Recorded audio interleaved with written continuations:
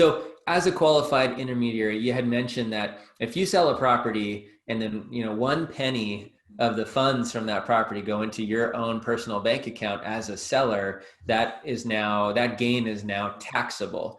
But whatever you receive. But by using a qualified intermediary and going through a 1031 exchange, those funds, as long as they're reallocated, traded into a new building or some kind of new property, then those funds are not taxable. So as far as you at Exchange Resources, Debbie, are a qualified intermediary, you hold those funds to make sure that there's no constructive receipt, right? That the seller doesn't receive those funds.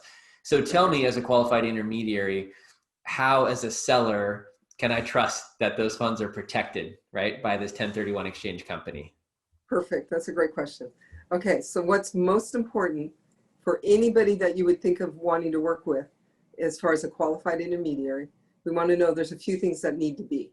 For example, one, they have to, if they do not have this, walk away, have it set up where they have segregated escrow accounts for each of their clients, segregated from the company's funds, segregated from other clients. So you want to make sure that there's a clear line and everything's separate.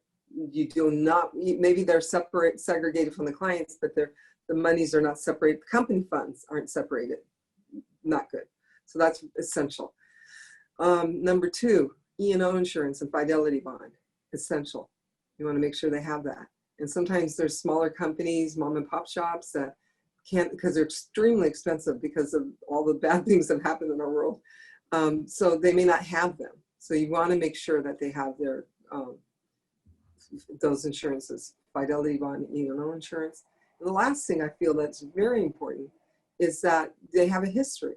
How long have they been in business? What type of employees do they have working for them? Are they educated in regards to the exchange? Can they really help you? So like for us, in our company, we find it very essential. We have a trade organization that for us as qualified intermediaries, and we have a designation called exchange certified exchange specialist. And that test is almost equivalent to taking the bar. It's very difficult.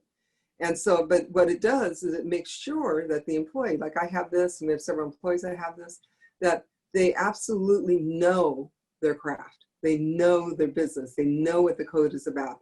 They're forced to keep that designation. They're forced to keep with live education and different things. So that education, making sure you're working with good educated people on the QI side that understand exchanges, because a simple exchange could easily turn into a complicated mess.